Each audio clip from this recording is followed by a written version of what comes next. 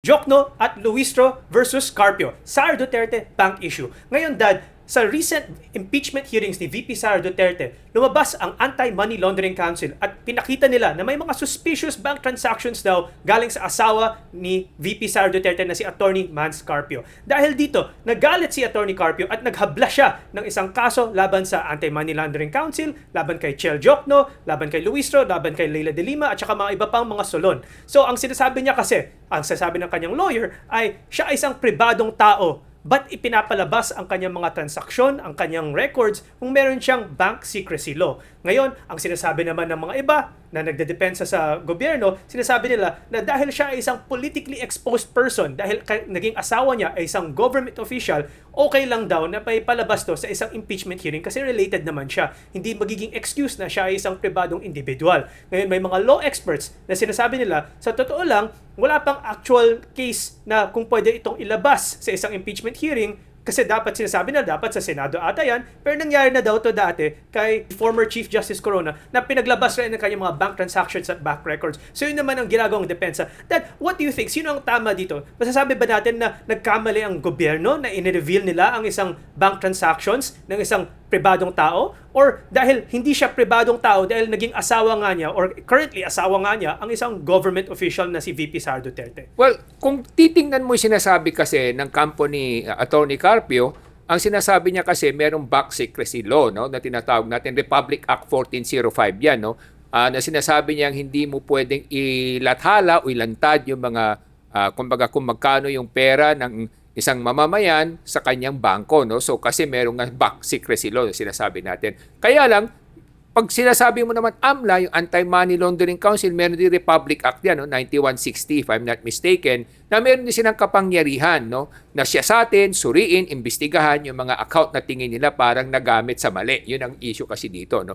Pero pag sinasabi mo kasi bank secrecy law, hindi naman kasi absolute yan. Ibig sabihin hindi absolute, hindi ibig sabihin na talagang 100% perpekto yan na maproprotektahan ka, no? Kasi meron din kapangyarihan ng ating pamahalaan, lalo na kung may investigasyon at kung itong account na to medyo naiuugnay do sa mga nangyaring katiwalian o korupsyon, then nasusupersede yun, no? Kaya nga may sinasabi tayong may hindi absolute yung bank secrecy law. Kasi nga meron din tayong Republic Act 9160 for the Anti-Money Laundering Council to have the powers and authority to investigate and to look into the transactions of a particular bank account. Ang issue kasi dito, hindi yung investigasyon eh. Ang issue kasi dito, ang kiniklaim ng partido ni Attorney Carpio is bakit ito nalathala sa public, no? Paano ito lumabas sa publiko? Ngayon, ang sinasabi naman ng AMLA, hindi naman nila ito inilathala sa publiko, no? Ito'y nilathala lamang nila during the congressional hearing, no? So again, there's another layer there, no? Sabihin,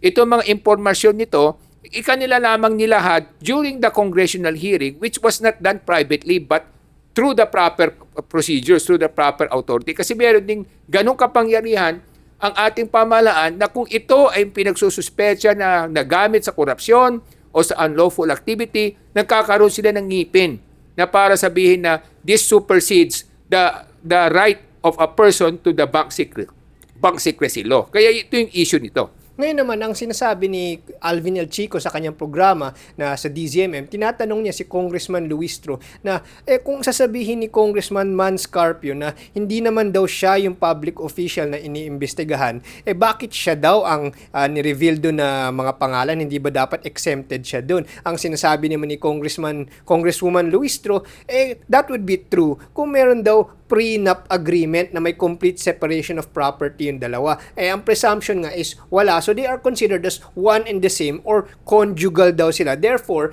he is also technically part of Vice President Sara Duterte, his wife's interest, information of interest na kailangan ma-investigate, no? So unless meron daw siyang prenup na may complete separation of agreement, yun ang sinasabi ni Congresswoman Luistro. What do you see in that explanation, Dad? Well, he has the right to file a case. No? Kumbaga, karapatan niya ng bawat mamamayan na maghabla, di ba? Karapatan niya yan. Pero ang tanong lang diyan, lilipad ba yan? Ano? O mabibigyan ba ng ngipin yung kanyang habla? Kadalasan sa nakikita natin, hindi, no? Kasi nga bakit? Kasi ang ating pamahalaan, every government has the right, no, to investigate especially any bank account or bank transaction that is deemed to be suspicious, no, or that has been allegedly used for criminal activity, unlawful activity, or corruption. So meron silang kapangyarihan na gano'n. Even in America, meron silang Anti-Racketeering Act, di ba, sa Amerika, na pag ikaw na pagsuspetsahan na kasama sa mob o sa mga sindikato, pwede na lang i-freeze lahat yung asset mo kahit na hindi pa nagkakaroon ng kaso, investigasyon pa lamang, no? Pati cash, bank account, pati ari-arian, pwede na lang i-freeze ka agad yun at i-attach, no, at hindi mo na pwede magamit, no. So ganun yung mga kapangyarihan kasi ng pamahalaan, no, na ito'y binibigyang ngipin ng ating pamahalaan para sa ganun, kung sakaling may ganito mga korupsyon o katiwalian, immediately hindi malagay sa alanganin yung karapatan ng ating pamahalaan at hindi makatakas yung gumagawa ng mali, no. So yun na sinasabi natin, kaya that's why it's very difficult, especially if you become a suspect of the government, di ba? Kaya kinakailangan be ready to defend yourselves and prove that whatever wealth you have did not come from illegal activity, no. Yun ang iyong defensive posture ngayon. Kinakailangan mapatunayan mo na kung ano man yung kayamanan mo, yung mga pera mo sa bangko, talagang kinita mo yan ng maayos, no. So yun yung proof of burden kasi nandun sa mamamayan na yun na napagsuspetsahan, kasi nga that is the power of the government over its citizens, no. So Morgan, regarding yung mga sinasabi ni Congressman Woman Luistro na kung may prenup, exempt ata daw si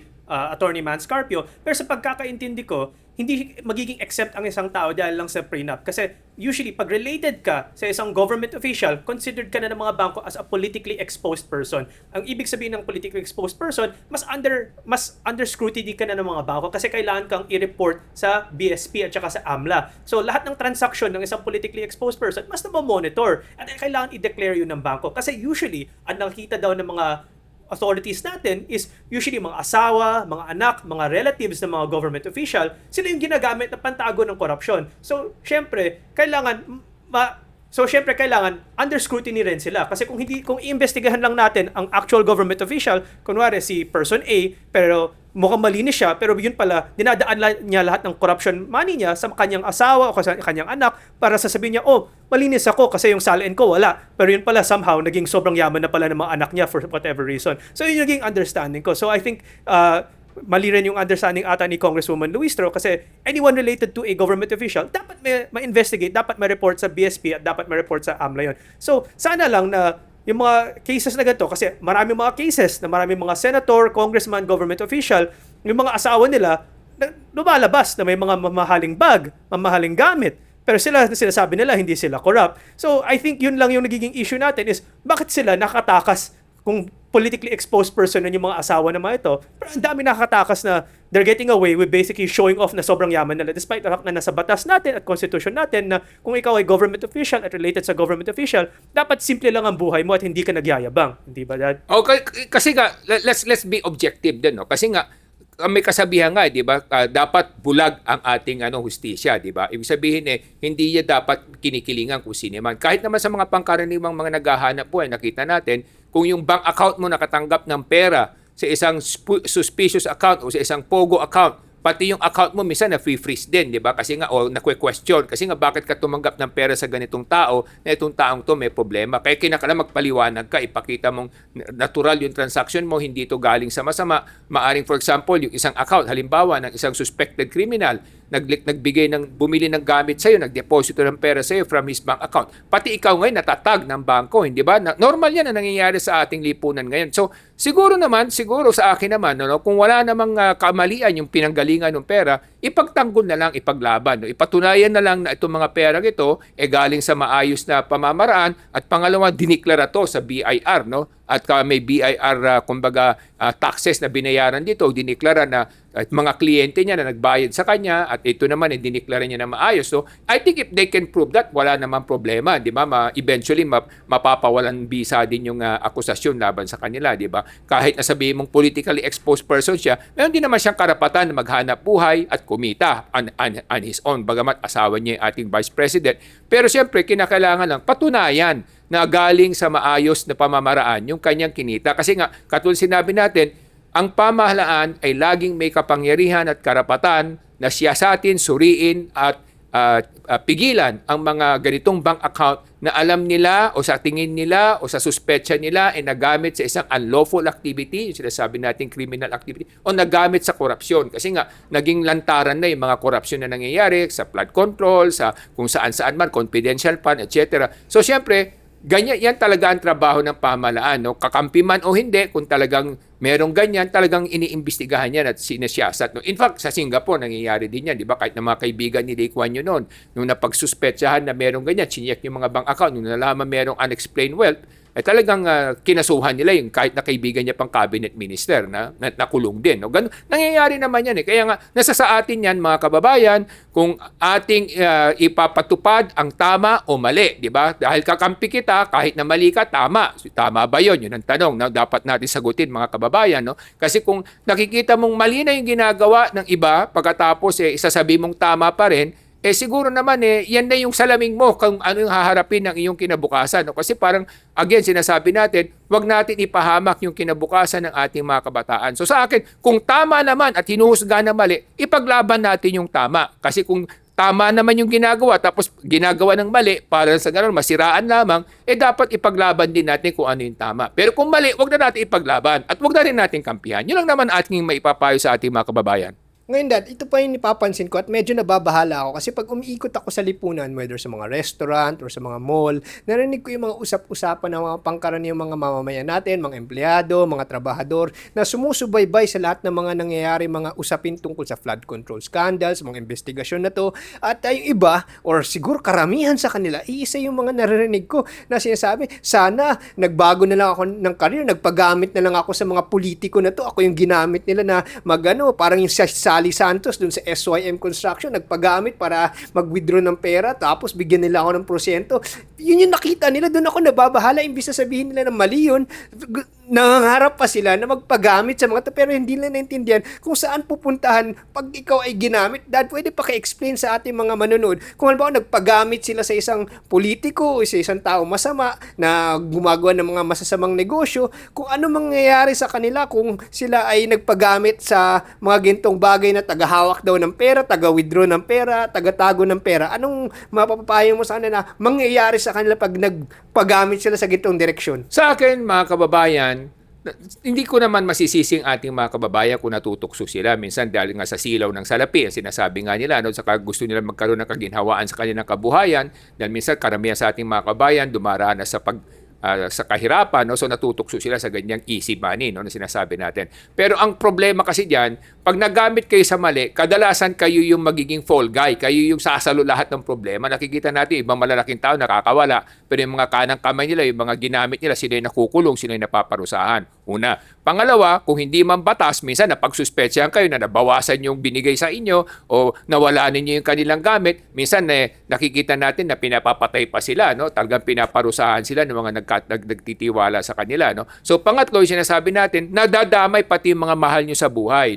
Kasi minsan pag napagsuspetsyahan ka na parang kumupit ka doon sa perang pinagkatiwala sa iyo o pinatago sa iyo, bukod doon sa binabayad sa iyo, pati mga pamilya mo minsan sinasaktan, ipapahamak din. So, napakaraming mga perwisyo nito at kumbaga kamalasan na darating sa inyo. Katulad sinasabi natin, makalusot ka man sa mundo, hindi ka palulusutin ng ating Panginoon. There's always divine justice, sinasabi natin, na kapag gumawa ka ng mali at gumawa ka ng mali sa lipunan, sa kapwa at sa ating mga kababayan, meron laging kabayaran yan. It's a matter of when and how and where. So, ganun na yan palagi. Kaya lang, siyempre sa ating mga kababayan na minsan hindi pa sila nakakaranas ng ganitong experience, kala nila mas masarap yung buhay na kumikita sila ng malaki sa halos walang klaseng trabaho. But at the end of the day, huwag natin kakalimutan, pansamantala lang tayo lahat sa mundong ito. Una. Pangalawa, ang gantimpala ng gagaling sa Panginoon. Give your best and share your best and do your best and let God do the rest for you. Ganun naman ang buhay natin.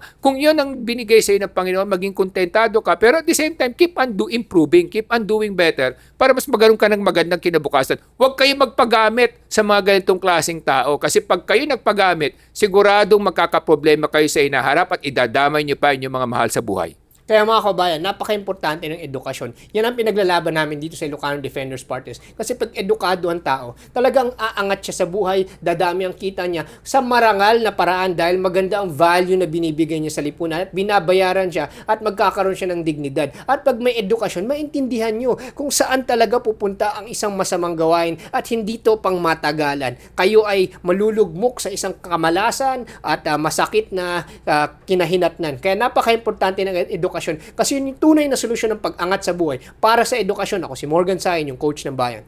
Ang pinaglalaban ng Ilocano Defenders Party List taas ang antas ng edukasyon para sa bawat Pilipino. Para sa kung ganun, mas magaganda ang mga skills at mas gaganda ang mga skills at gaganda ang trabaho ng lahat ng Pilipino at gaganda ang kinabukasan ng buong Pilipinas. Kaya ako po ay si Solomon Sai, ang inyong kuya ng bayan. Mga minamahal kong kababayan, kung ayaw nyong dumaan sa pighati at mga pagdurusa inyong mga mahal sa buhay, dapat tahakin nyo ang tamang landas. Mahirap man pansamantala, pero pag kayo lagi nagpupursige, lagi may biyaya ang Panginoon, lagi may gantimpala sa langit. Ako po si Michael sa inyong dad ng bayan.